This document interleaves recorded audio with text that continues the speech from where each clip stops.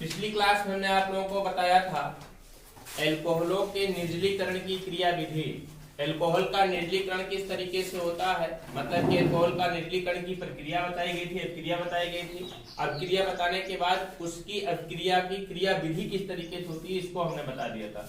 उसमें आप लोगों को हमने बताया था तृतीयक और द्वितीयक एल्कोहल के निर्जलीकरण की क्रिया विधि और फिर प्राथमिक एल्कोहल के निर्जलीकरण की क्रिया विधि। पिछली क्लास हमने यही बताया था। आज हम बताएंगे एल्कोहलों का ऑक्सीकरण। क्या पढ़ना है आप लोगों को? एल्कोहलों का ऑक्सीकरण। इसका ऑक्सीकरण किस भांति होता है, किस तरीके से होता है, ये जानना है। देखिए, किसी भी एल्कोहल के ऑक्सीकरण की प्रक्रिया सोडियम डाइक्रोमेट और सल्फ्यूरिक की उपस्थिति में होती है। किसकी उपस्थिति में होती है? Na2Cr2O7 प्लस H2SO4 की उपस्थिति में होती है। H2SO4 की उपस्थिति में होती है। और एल्कोहलों पर ऑक्सीकरण की प्रक्रिया की बात करते हैं तो एल्कोहलों के ऑक्सीकरण में आपका 3 प्रकार के एल्कोहल हमने बताए थे। पहला बताया था हमने कौन सा? प्राथमिक एल्कोहल। कौन सा बताया था? प्राथमिक एल्कोहल। दूसरा बताया था हमने कौन सा? आपका द्वितीयक एल्कोहल। कौन सा? द्वितीयक एल्कोहल। और तीसरा हमने बताया था आपको कौन सा? तृतीयक एल्कोहल। कौन सा बताया था हमने? तृतीयक एल्कोहल।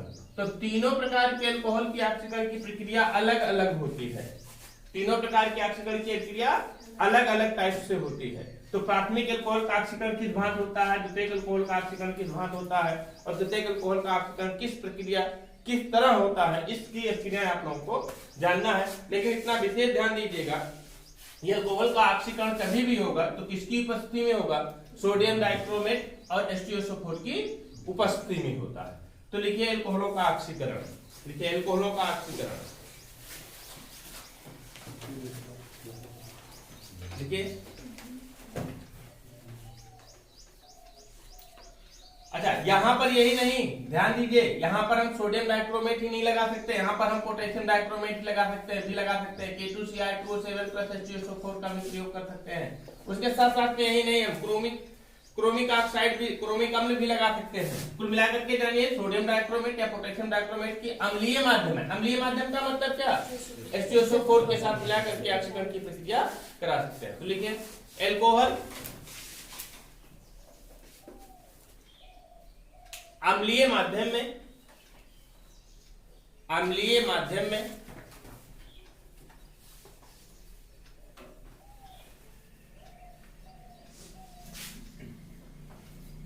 सोडियम डाइक्रोमेट या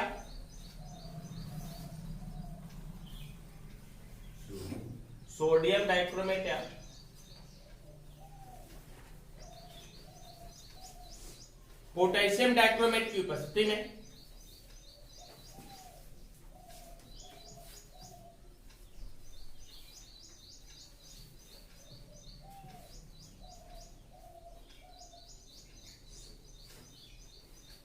ऑक्सीकृत होते हैं।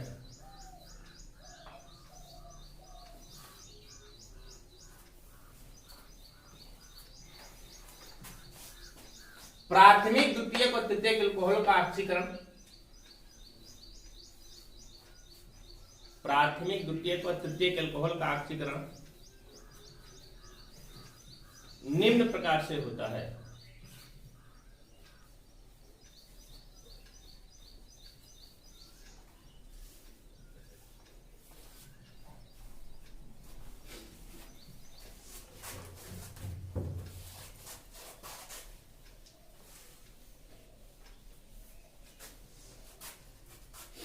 फर्स्ट नंबर देखिए प्राथमिक एल्कोहल का ऑक्सीकरण कैसे होता है। प्राथमिक एल्कोहल के बारे में हमने बताया था। जैसे होता है आपका प्राथमिक एल्कोहल क्या? CH3CH2OH। इसका नाम क्या है आपका? Ethyl alcohol. क्या है आपका ये? Ethyl alcohol. एथिल एल्कोहल का क्या होना है? ऑक्सीकरण होना है, जो कि प्राथमिक एल्कोहल है। आपको पता होना चाहिए अल्फा बीटा गामा कार्बन जानते हैं आप लोग? Alpha beta gamma carbon. जैसे देखिए कोई एल्कोहल है, जैसे मान लीजिए CH3 है, bond CH, bond H, bond OH। जिस कार्बन परमाणु से फंक्शनल ग्रुप जुड़ा होता है उसे बोलते हैं क्या हम? अल्फा। उसके बाद वाले कार्बन परमाणु को क्या बोलते हैं? बीटा। उसके बाद यदि आता है तो क्या बोलेंगे? गामा। इसी तरीके से यदि हम द्वितीयक अल्कोहल की बात करते हैं, द्वितीयक अल्कोहल की बात करते हैं, द्वितीयक अल्कोहल आपका ही होगा CH3 bond H bond CH3 bond OH। तो यहाँ पर अल्फा कौन सा होगा आपका, ये होगा ना, अल्फा ये होगा। अगर हम तृतीयक अल्कोहल की बात करते हैं तो CH3 bond C bond CH3 bond CH3 bond OH, ये अल्फा होगा आपका, है ना। अल्फा कार्बन परमाणु इसमें ये, अल्फा कार्बन परमाणु इसमें ये, इसमें अल्फा कार्बन परमाणु ये। अब बताइए कि प्राथमिक अल्कोहलों में अल्फा कार्बन परमाणु के पास कितना हाइड्रोजन है, 2 हाइड्रोजन है, जबकि द्वितीयक अल्कोहलों में अल्फा कार्बन परमाणु के पास 1 हाइड्रोजन है, जबकि तृतीयक अल्कोहलों में अल्फा हाइड्रोजन कार्बन परमाणु के साथ कितना है, अल्फा कार्बन परमाणु के साथ हाइड्रोजन परमाणु की संख्या कितनी है, 0। ऑक्सीकरण की प्रक्रिया निर्भर करती है सिर्फ इसी पर, किस पर निर्भर करती है कि अल्फा कार्बन परमाणु पर उपस्थित हाइड्रोजन परमाणु की संख्या के आधार पर, है ना। तो देखिए प्राथमिक अल्कोहल में क्या हुआ है, प्राथमिक अल्कोहल में अल्फा कार्बन परमाणु पर हाइड्रोजन परमाणु की संख्या कितनी है, 2 है, और हाइड्रोजन परमाणु की संख्या 2 होने के कारण यह अम्लीय पोटेशियम डाइक्रोमेट की उपस्थिति में ऑक्सीकृत होते हैं और ऑक्सीकृत होकर के क्या बनाते हैं, एस्टल्डिहाइड का निर्माण करते हैं। क्या बनाते हैं, एस्टल्डिहाइड बनाते हैं। किस तरीके से, देखिए सोडियम डाइक्रोमेट लगाएंगे या पोटेशियम डाइक्रोमेट लगाएंगे, Na2Cr2O7 प्लस क्या लगाएंगे, H2SO4 लगाएंगे, इसका क्या हो जाएगा, ऑक्सीकरण हो जाएगा। ऑक्सीकरण हो जाएगा तो इसी अल्फा कार्बन परमाणु से जुड़ा हुआ हाइड्रोजन परमाणु H2O का निर्माण कर लेगा। क्या बनाएगा, H2O बनाएगा और बनेगा क्या यहाँ पर आपका CH3CHO। देखिए क्या बना, CH3CHO मतलब एस्टल्डिहाइड एल्डिहाइड समूह में परिवर्तित हो गया, एल्डिहाइड समूह में परिवर्तित हो गया, मतलब बनाया क्या आपका यहाँ पर CH3CHO और प्लस बनाएगा क्या आपका H2O। इसे बोलेंगे क्या हम, एस्टल्डिहाइड। क्या बोलेंगे हम, एसिटल्डिहाइड। एस्टल्डिहाइड का निर्माण हुआ। यहीं पर ऑक्सीकरण की प्रक्रिया नहीं रुकती है, ऑक्सीकरण की प्रक्रिया सोचो यहीं पर रुक जाए तो संभव नहीं, एस्टल्डिहाइड का पुनः ऑक्सीकरण हो जाता है। किस तरीके से, CH3CHO प्लस ले जाएगा नवजात ऑक्सीजन और बना लेगा क्या आपका, क्या बनाएगा, CH3COOH बना लेगा। इसे बोलेंगे क्या हम, एसिटिक अम्ल। क्या बना लेगा आपका, एसिटिक अम्ल का निर्माण कर लेगा।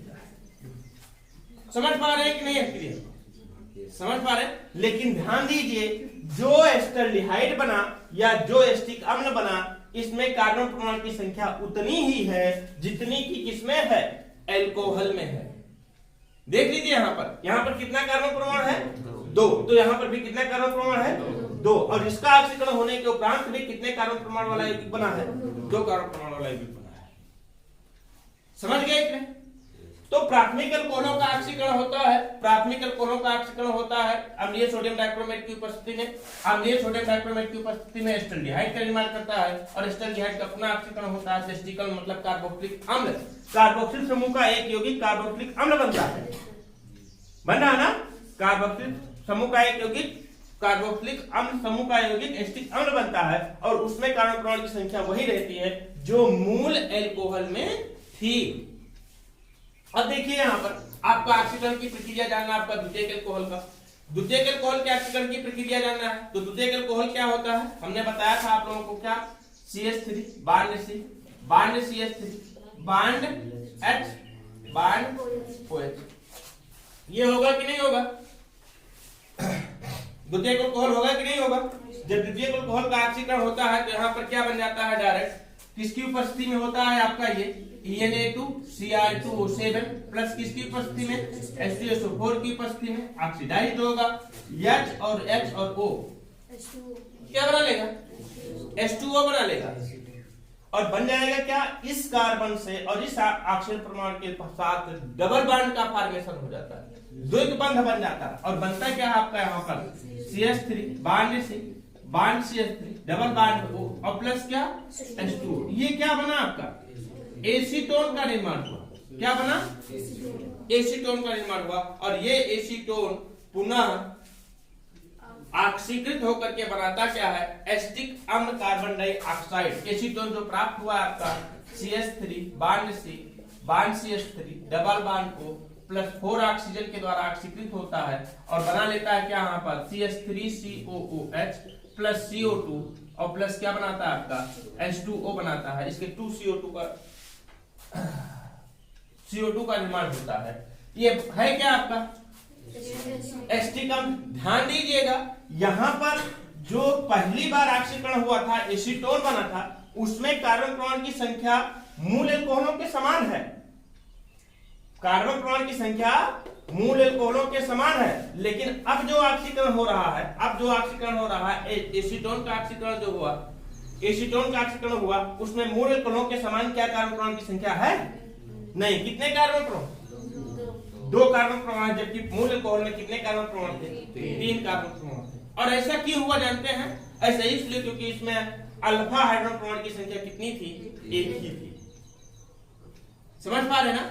तो इतना जानिए आप लोग कि प्राथमिक एल्कोहलों के ऑक्सीकरण की प्रक्रिया के फलस्वरूप एस्टल्डिहाइड बनता है, जिसमें अल्फा हाइड्रोजन परमाणु की संख्या 2 थी और उसका ऑक्सीकरण होता है तो एसिटिक अम्ल का निर्माण होता है। जबकि द्वितीयक एल्कोहल का ऑक्सीकरण होता है तो क्या बनता है? आपका एसीटोन बनता है। क्या बनता है? एसीटोन बनता है। और एसीटोन का ऑक्सीकरण होता है तो क्या बन जाता है? आपका एसिटिक अम्ल बनता है, जिसमें कार्बन परमाणु की संख्या मूल एल्कोहलों से क्या हो जाती है? कम हो जाती है। और ये सरलता से ऑक्सीकृत दोनों हो जाते हैं। ऐसी बात नहीं कि इनका ऑक्सीकरण नहीं होगा एसिटिक अम्ल में और इनका ऑक्सीकरण नहीं होगा एसिटिक अम्ल में, ये सरलता से ऑक्सीकृत हो जाते हैं। बट तृतीयक एल्कोहल की हम बात करते हैं, तृतीयक एल्कोहल की बात करते हैं तो आपका तृतीयक एल्कोहल यही तो होगा CH3 बांड CH3 फिर बांड CH3 बांड OH, तृतीयक एल्कोहल होता है। इसका हम फ्यूमिंग HNO3 के द्वारा ऑक्सीकरण करते हैं। HNO3 के द्वारा इसका ऑक्सीकरण होता है। सधूम HNO3 के द्वारा नाइट्रिक अम्ल के द्वारा इसका ऑक्सीकरण होता है और नाइट्रिक अम्ल के द्वारा ऑक्सीकरण होने के उपरांत बनता है आइसोब्यूटिलीन। क्या बन जाता है? आइसोब्यूटिलीन। मतलब बन जाता है क्या आपका यहाँ पर CH3 bond C bond CH3 double bond CH2 और यहीं से H2O का निर्माण हो जाता है। कैसे? OH और H H2O और इन दोनों के बीच में क्या आ गया? आपका डबल बॉन्ड आ गया और बन जाता है क्या आपका H2O। इसको बोलते क्या है हम? आइसोब्यूटिलीन का निर्माण होता है, आइसोब्यूटिलीन बनता है। अब ये ऑक्सीकरण, इसका ऑक्सीकरण आसानी से नहीं होता है, इसका ऑक्सीकरण आसानी से नहीं होता है, लेकिन HNO3 के द्वारा ऑक्सीकृत हो जाता है, वो कठिनाई के साथ ऑक्सीकृत होता है। तो बनाता क्या है? आपका एसीटोन का निर्माण करता है। क्या बनेगा? आपका एसीटोन बनेगा CH3 bond C double bond क्या बांड CH3 डबल बांड क्या CH2। HNO3 की उपस्थिति में क्रिया होती है और बनेगा क्या? फिर जानते हैं यहाँ पर बन जाएगा क्या? CH3 bond C bond CH3 double bond O, acetone बनता है और प्लस फिर क्या निकल जाएगा? आपका कार्बन डाइऑक्साइड और H2O। ये प्राप्त क्या हुआ? आपका एसीटोन की प्राप्ति। तो देखिए प्राथमिक एल्कोहल के ऑक्सीकरण की प्रक्रिया के फलस्वरूप एस्टल्डिहाइड बना, जिसका ऑक्सीकरण होता है तो क्या बना? एसिटिक अम्ल बना, जिसमें कार्बन परमाणु की संख्या मूल एल्कोहल में उपस्थित कार्बन परमाणु की संख्या के बराबर थी। जबकि द्वितीयक एल्कोहल का ऑक्सीकरण हमने कराया, एसीटोन बना, एसीटोन का ऑक्सीकरण हमने कराया, एसीटोन का ऑक्सीकरण सरलता से हो जाता है, बहुत ज्यादा कठिनाई की आवश्यकता नहीं, कठिनाई नहीं लगती है और बन जाता है आपका एसिटिक अम्ल, जिसमें कार्बन परमाणु की संख्या मूल एल्कोहल से क्या होती है? कम होती है। जबकि इसमें देखते हैं हम, किसमें? तृतीयक एल्कोहल की बात करते हैं तो तृतीयक एल्कोहल में क्या होता है? इसका ऑक्सीकरण सल्फ्यूरिक अम्ल की उपस्थिति में होता है और बन जाता है आइसोब्यूटिलीन। आइसोब्यूटिलीन का ऑक्सीकरण सरलता से नहीं होता है, कठिनाई से होता है और कठिनाई से होने के कारण बन जाता है आपका एसीटोन। तो यहाँ पर क्वेश्चन इस तरीके से नहीं पूछा जाएगा, ध्यान दीजिएगा, बहुत महत्वपूर्ण क्वेश्चन बनता है यहाँ पर क्वेश्चन इस तरीके से नहीं बनेगा कि प्राथमिक द्वितीयक एल्कोहलों का ऑक्सीकरण बताइए। नहीं, यहाँ पर क्वेश्चन बनेगा कैसे? क्वेश्चन बनता क्या है कि प्राथमिक द्वितीयक और तृतीयक एल्कोहलों में विभेद कीजिए। क्या कीजिए? विभेद कीजिए या पहचानिए, ये पूछा जाएगा क्वेश्चन। कि प्राथमिक द्वितीयक तृतीयक अल्कोहलों में विभेद कीजिए या इनको हम कैसे पहचानेंगे। तो पहचानेंगे कैसे, इसी तरीके से लिखेंगे कि प्राथमिक द्वितीयक तृतीयक अल्कोहलों में विभेद या प्राथमिक द्वितीयक तृतीयक अल्कोहलों को ऑक्सीकरण प्रक्रिया के द्वारा पहचाना जा सकता है। फिर लिखोगे प्राथमिक द्वितीयक तृतीयक अल्कोहलों का ऑक्सीकरण सोडियम डाइक्रोमेट और सल्फ्यूरिक अम्ल की उपस्थिति में होता है और तीनों का ऑक्सीकरण की प्रक्रियाएं भिन्न भिन्न प्रकार से होती हैं। फिर तीनों को ऑक्सीकरण की प्रक्रिया लिख दोगे और तब आपका जाकर के 2 नंबर का क्वेश्चन पक्का होगा। इतना प्रक्रिया करने के बाद तब जाकर के आपको का 2 नंबर का क्वेश्चन बनेगा। क्वेश्चन यही बनेगा, प्राथमिक द्वितीयक तृतीयक अल्कोहलों में विभेद कीजिए या प्राथमिक द्वितीयक तृतीयक अल्कोहलों को पहचानिए, इस तरीके से क्वेश्चन बनेगा। तो लेकिन वहां पर आपसे इस तरीके से क्वेश्चन पूछने का मतलब आप लोगों का 2 चीजों का परीक्षण होता है। एक तो उससे जानकारी होती है कि आपको गहनता की जानकारी है कि नहीं, कि मतलब क्या विभेद कैसे करते हैं, पहले उसको तो जानना पड़ेगा। किस प्रक्रिया के द्वारा, ऑक्सीकरण की प्रक्रिया के द्वारा। फिर जानना पड़ेगा आपको कि ऑक्सीकरण की प्रक्रिया में होता क्या है, और फिर जानना पड़ेगा कि तीनों का ऑक्सीकरण की प्रक्रिया किस तरीके से होती है। इसलिए इस तरीके से क्वेश्चन पूछा जाता है कि प्राथमिक द्वितीयक तृतीयक अल्कोहलों में विभेद कीजिए, है ना। तो लिखिए ऑक्सीकरण लिखे हैं, उसमें हमने कुछ बताया है। लिखिए फर्स्ट नंबर लिखिए प्राथमिक अल्कोहल में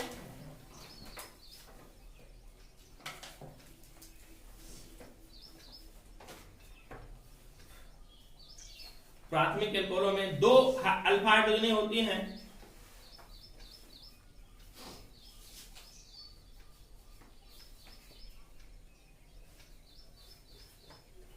जो कि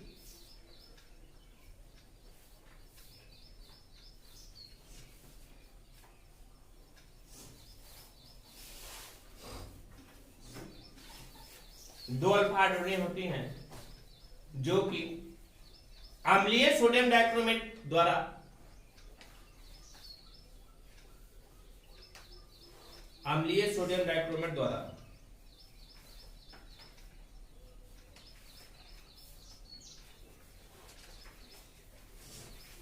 सरलता से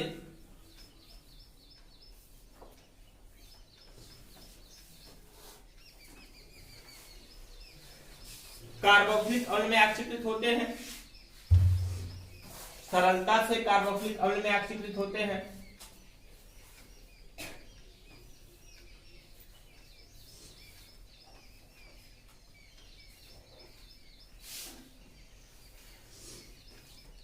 और पुनः ऑक्सीकरण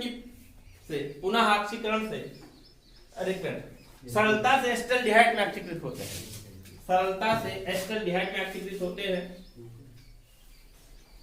सरलता से एस्टल्डिहाइड में ऑक्सीकृत होते हैं। और पुनः ऑक्सीकरण से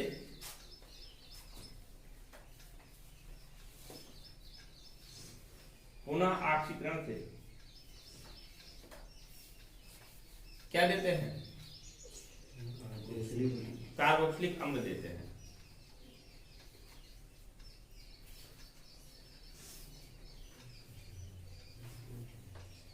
पुनः ऑक्सीकरण से कार्बोक्सिलिक अम्ल देते हैं।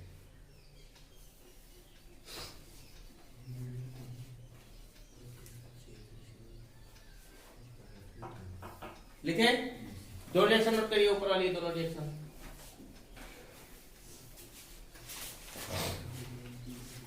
लिखे नंबर सेकंड डालिए, द्वितीयक अल्कोहल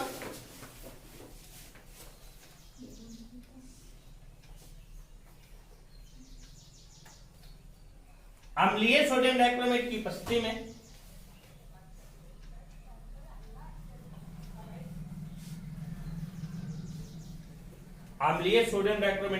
में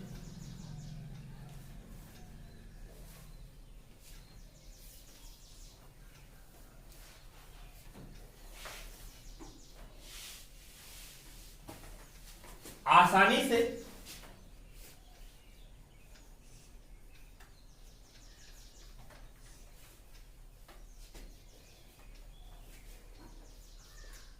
ऑक्सीकृत होकर के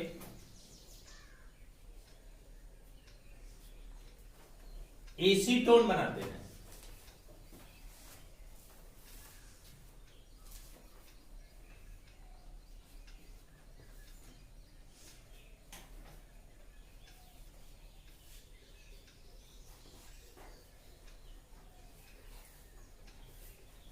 एसीटोन बनाते हैं, जिसमें कार्बन परमाणु की संख्या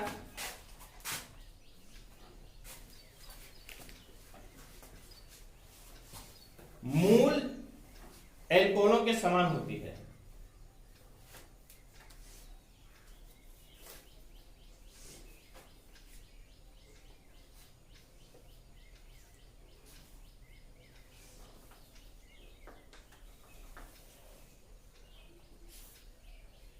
एसीटोन का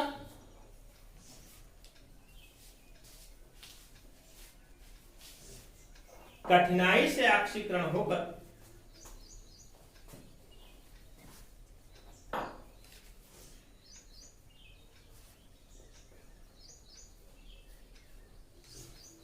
क्या बनाते हैं? कार्बोक्सिलिक अम्ल बनाते हैं।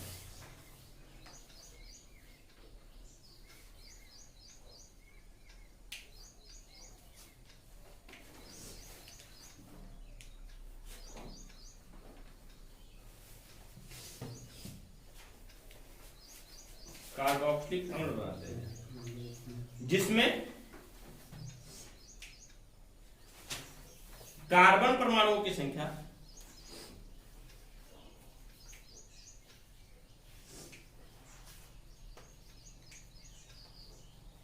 मूल एल्कोहलों से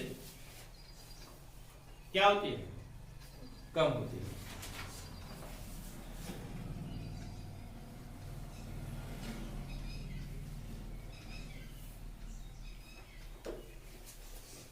बीच वाले दोनों रिएक्शन नोट करिए, बीच वाले दोनों रिएक्शन नोट करिए।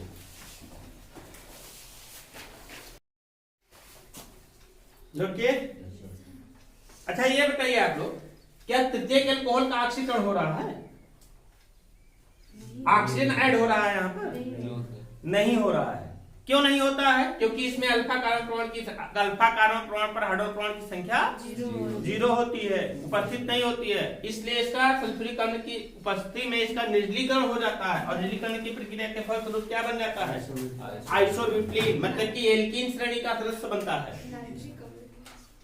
HNO3 नाइट्रिक अम्ल की उपस्थिति में, नाइट्रिक अम्ल की उपस्थिति में इसका निर्जलीकरण हो जाता है, तो बन क्या जाता है आपका? आइसोब्यूटिलीन बन जाता है। और फिर आइसोब्यूटिलीन का नाइट्रिक अम्ल की उपस्थिति में क्या हो जाता है? एसीटोन में परिवर्तन हो जाता है, और जिसमें कार्बन परमाणु की संख्या मूल एल्कोहलों से क्या होती है? कम होती है। तो लिखिए, तीसरा नंबर लिखिए, तृतीयक एल्कोहल में अल्फा कार्बन परमाणु अनुपस्थित, अल्फा हाइड्रोजन परमाणु अनुपस्थित होती है। हाइड्रोजन की खोज किसने किया था? हाइड्रोजन की खोज किसने किया था?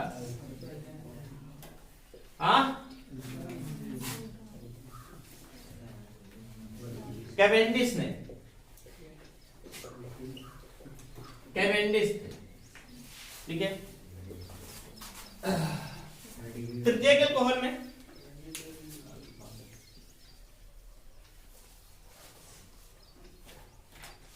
अल्फा हाइड्रोजन परमाणु उपस्थित होती है, अनुपस्थित होती है, अनुपस्थित होती है।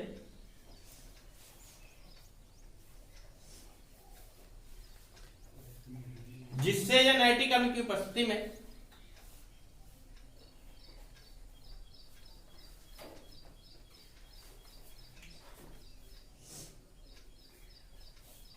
नाइट्रिक अम्ल की उपस्थिति में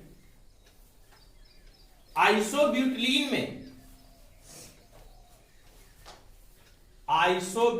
में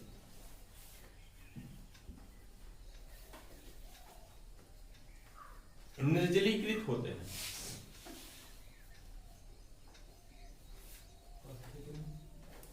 आइसोब्यूटिलीन में निर्जलीकृत होते हैं।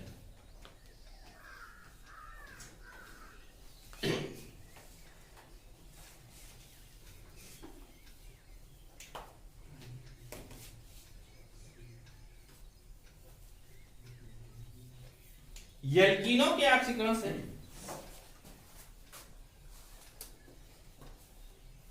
या आइसोब्यूटिलीन के ऑक्सीकरण से, आइसोब्यूटिलीन के ऑक्सीकरण से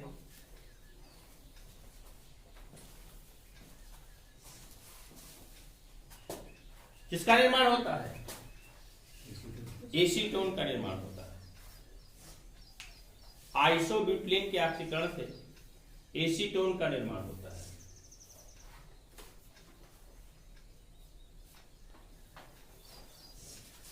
जिसमें कार्बन परमाणु की संख्या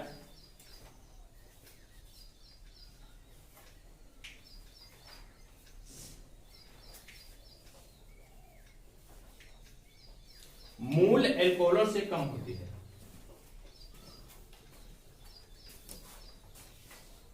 मूल एल्कोहलों से कम होती है।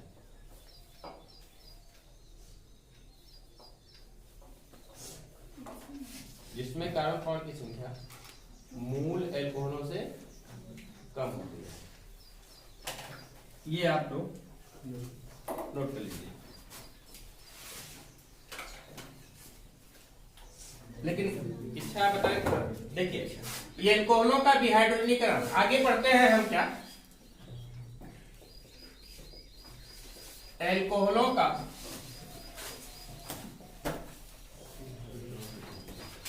विहाइड्रोजनीकरण। विहाइड्रोजनीकरण का मतलब क्या हुआ? हाइड्रोजन के अणुओं का बाहर निकलना विहाइड्रोजनीकरण की प्रक्रिया कहलाती है। हाइड्रोजन के अणुओं का बाहर निकलना विहाइड्रोजनीकरण की प्रक्रिया कहलाती है। तो प्राथमिक, द्वितीयक, तृतीयक एल्कोहलों का विहाइड्रोजनीकरण जब कराते हैं तो तीनों भिन्न भिन्न व्यवहार प्रदर्शित करते हैं। तीनों अलग अलग व्यवहार प्रदर्शित करते हैं। अच्छा, विहाइड्रोजनीकरण होता किसकी उपस्थिति में? कॉपर की उपस्थिति में 300 सेंटीग्रेड टेम्परेचर पर। 300 सेंटीग्रेड टेम्परेचर पर या कॉपर को 300 सेंटीग्रेड ताप तक गर्म कर देते हैं और गर्म करने के बाद उसके ऊपर हम प्राथमिक, द्वितीयक, तृतीयक एल्कोहलों की वाष्प प्रवाहित करते हैं अलग अलग। तो प्राथमिक एल्कोहल की वाष्प प्रवाहित करते हैं तो अलग अभिक्रिया होती है, द्वितीयक एल्कोहलों की वाष्प प्रवाहित करते हैं तो अलग अभिक्रिया होती है, और तृतीयक एल्कोहल की वाष्प प्रवाहित करते हैं तो अलग अभिक्रिया होती है। अलग प्रकार से विहाइड्रोजनीकरण होता है उसका। तो देखिए, सबसे पहले हम देखते हैं प्राथमिक एल्कोहल की बात करते हैं। प्राथमिक एल्कोहल का जब हम विहाइड्रोजनीकरण करते हैं, प्राथमिक एल्कोहल की बात करते हैं CH3 CH2OH। इसको हम क्या करते हैं? कॉपर पर गर्म 300 सेंटीग्रेड ताप पर गर्म कॉपर पर प्रवाहित कर देते हैं। तो जब प्रवाहित करते हैं तो क्या होता है? यहां से हाइड्रोजन का एक अणु निकल जाता है। हाइड्रोजन का एक अणु निकल जाता है। जब हाइड्रोजन का एक अणु निकल जाता है तो चेंज हो जाएगा किसमें? ये CH3 CH2 और प्लस क्या? H2 में। ये क्या है आपका? एसिटाल्डिहाइड अर्थात एल्डिहाइड श्रेणी का एक सदस्य है ना। तो प्राथमिक एल्कोहल की वाष्प को 300 सेंटीग्रेड ताप पर गर्म कॉपर उत्प्रेरक पर प्रवाहित कर देते हैं, अर्थात प्राथमिक एल्कोहल की वाष्प का विहाइड्रोजनीकरण कराते हैं। तो क्या बन जाता है आपका? एसिटाल्डिहाइड। जबकि द्वितीयक एल्कोहल की बात करते हैं, द्वितीयक एल्कोहल की बात करते हैं तो द्वितीयक एल्कोहल का आपका ये द्वितीयक एल्कोहल आपका मुख्यतः यही होता है ना, यही होता है ना।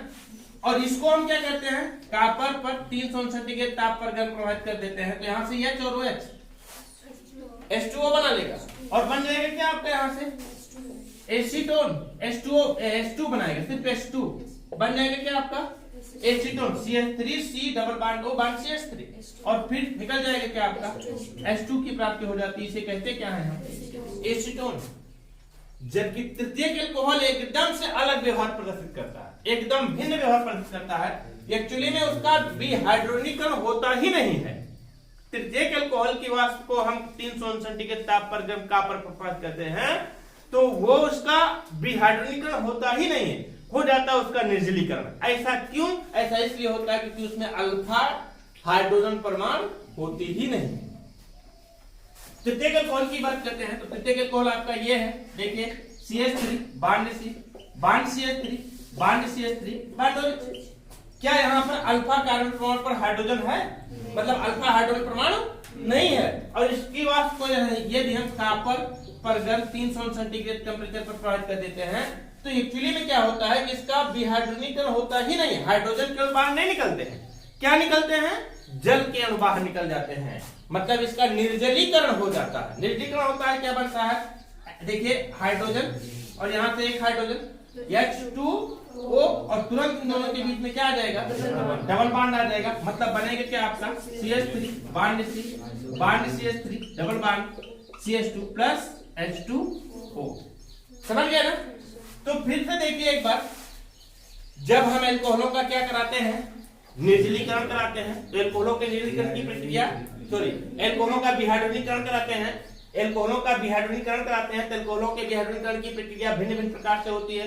प्राथमिक एल्कोहल की वाष्प को 300 सेंटीग्रेड ताप पर गर्म कॉपर उत्प्रेरक पर प्रभावित कर देते हैं तो एस्टल्डिहाइड का निर्माण होता है, जबकि द्वितीयक एल्कोहल की वाष्प को 300 सेंटीग्रेड ताप पर गर्म कॉपर उत्प्रेरक पर प्रभावित कर देते हैं तो एसीटोन बनता है, और तृतीयक एल्कोहल की वाष्प को 300 सेंटीग्रेड ताप पर गर्म कॉपर उत्प्रेरक पर प्रभावित करते हैं तो एक्चुअल में उसका तो विहाइड्रोनीकरण होता ही नहीं है, उसका क्या हो जाता है, निर्जलीकरण हो जाता है और बन जाता है एल्कीन श्रेणी का एक सदस्य आइसोब्यूटेन। यहां भी वही क्वेश्चन पूछा जाएगा। क्वेश्चन जो हमने बताया था नहीं कि प्राथमिक द्वितीयक तृतीयक एल्कोहलों में विभेद कीजिए, बताया था कि नहीं, प्राथमिक द्वितीयक तृतीयक एल्कोहलों में विभेद कीजिए, तो विभेद करने की प्रक्रिया दो होती है मुख्यतः। कौन कौन सी? ऑक्सीकरण की प्रक्रिया, और दूसरा कौन सा होता है, विहाइड्रोनीकरण की प्रक्रिया। लिखोगे कि प्राथमिक द्वितीयक तृतीयक एल्कोहलों में विभेद मुख्यतः दो तरह से किया जा सकता है, दो प्रकार से किया जा सकता है। पहला लिखोगे ऑक्सीकरण के द्वारा, दूसरा लिखोगे कौन सा, विहाइड्रोनीकरण के द्वारा। समझ रहे ना? फिर लिखोगे ऑक्सीकरण को बताया ही हमने, फिर विहाइड्रोनीकरण लिखोगे। अच्छा, जब पूछा जाएगा किसी एक विधि के द्वारा बताइए, जब पूछा जाएगा आपसे किसी एक विधि के द्वारा प्राथमिक द्वितीयक तृतीयक एल्कोहलों में विभेद करने की प्रक्रिया बताइए, किसी एक विधि के द्वारा पूछा जाएगा तो किसी एक विधि में सबसे सरल हमें लगता है आपका यही होगा, विहाइड्रोनीकरण होगा। इसी को लिख दोगे सही हो जाएगा। और पूछा जाएगा, अगर इस तरीके से पूछा जाएगा कि ऑक्सीकरण प्रक्रिया के उपरांत, ऑक्सीकरण प्रक्रिया के द्वारा प्राथमिक द्वितीयक तृतीयक एल्कोहलों में विभेद कीजिए, तो आपको मजबूरी है तो आपको ऑक्सीकरण की प्रक्रिया लिखनी पड़ेगी। समझ गए कि नहीं? समझ गए ना? मोस्ट इंपोर्टेंट क्वेश्चन पूछा जाता है कि प्राथमिक द्वितीयक तृतीयक एल्कोहलों में विभेद कीजिए, विभेद करने की प्रक्रिया। बाकी का क्लास कल लेंगे, कल बताएंगे इसमें हम आप लोगों को। कल इसका आपको हो सकता है कल समाप्त हो जाए वो एल्कोहल का केमिकल प्रॉपर्टी लगभग समाप्त है, समाप्त है, कुछ करना नहीं है।